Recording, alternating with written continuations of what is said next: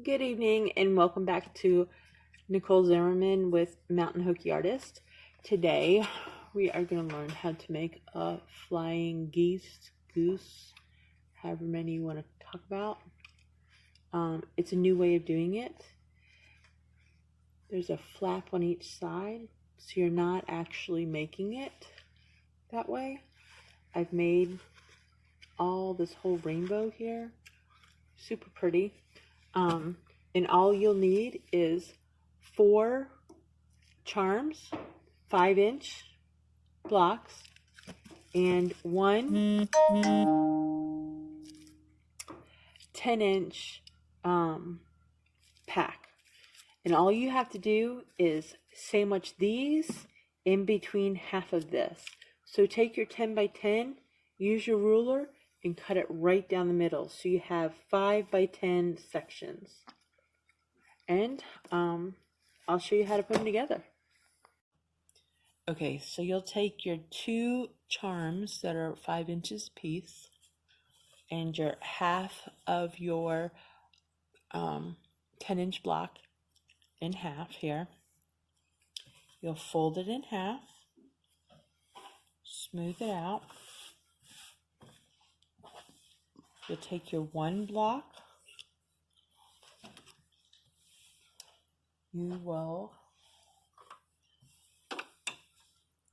I had this seam by Fons and Porter. It's a 1/4 inch seam, so 2 of them together makes a 1/2 inch. So you take this 1/2 inch down and you mark it. Oh, sorry, I was marking on darker stuff. Just put a little dot on each end so you can see it. This is a air erase marker, so you'll never see it. Make sure that your folded part right here is over here, and you'll put it on your 2 marks 1/2 inch down. So measure in 1/2 inch over here. Yours will hang off 1/2 inch. All right. Put your other one just on top, like that, and then rotate it 90 degrees. So you'll be sewing from the top up here and be ending right there. So put it underneath your foot. 1/4 inch seam allowance.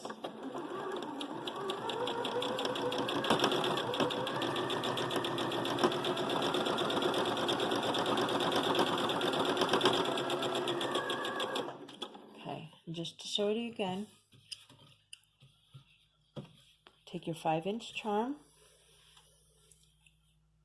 take your 5 by 10, fold it in half. The folded part goes 1/2 inch down from the top. You can put your ruler, if you have one of these, you can mark it. Put your other charm on top. Line it up so your extra 1/2 inch is over here. Turn it 90 degrees. Sew along.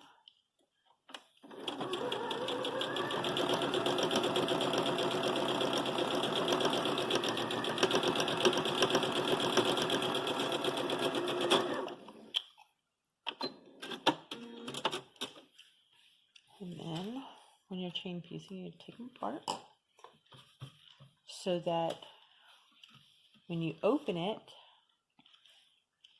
you'll have the charm on your left, charm on your right, and 1/2 inch down with the fold at the top will be your 5 by 10 piece. And then I will show you what it looks like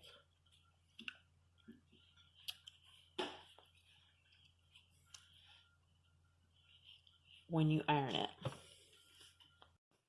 Okay, so this is how you will press out your triangle. You take your sandwich with your fabric, your folded fabric here, and your other one. And you've already sewn it. you're going to want to set your seam right here, flip it over, press that seam, then you take this folded piece, open it up, kind of stick your finger inside to make that triangle part pop out there. Kind of eyeball it with your eyes. And you'll have extra hanging off here, so it's not a big deal if you don't get it perfectly centered, but it's not hard to kind of see what is going on.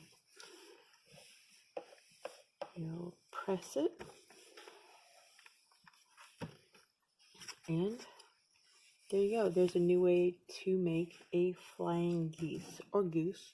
There'll be some extra that you'll want to trim off along that line. But they're super simple to make. Made a whole rainbow of them. And I'll show you what you do to put them together. Okay, so when you get your flying geese here, you'll have an extra piece at the bottom, right? So what you want to do is take it, flip it over, line your ruler up to the edge here on both sides, and then just cut the extra off so that your flying geese is straight along the bottom. What we're going to do is we're going to go over to the machine. We're just going to base this in place at 1/8 of an inch all the way across. So I'll show you how I do that. So you'll take your trimmed triangle here, and what you're going to do is you're going to just baste it at 1/8 of an inch. You just want to keep it in place.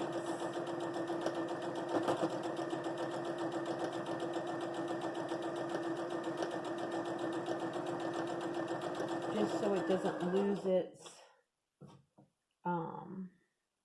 shape. And what you want to do is you'll want to sandwich them all, then you want to press them all so that you're just kind of chain piecing everything. So you're not going back and forth, making one triangle at a time. It'll make your life a lot easier.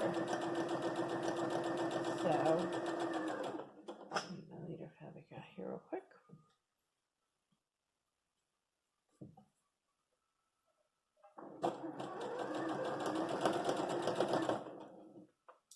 Alright. Just so we can look at this here. So we basted it at, let me try and get back in here, camera, here. So we just basted it at 1/8 of an inch down at the bottom here. That way your triangle doesn't get distorted when you start putting them together. So when you start putting them together, you can line them up like this right here and put them together and sew at 1/4 of an inch like you normally would. All right.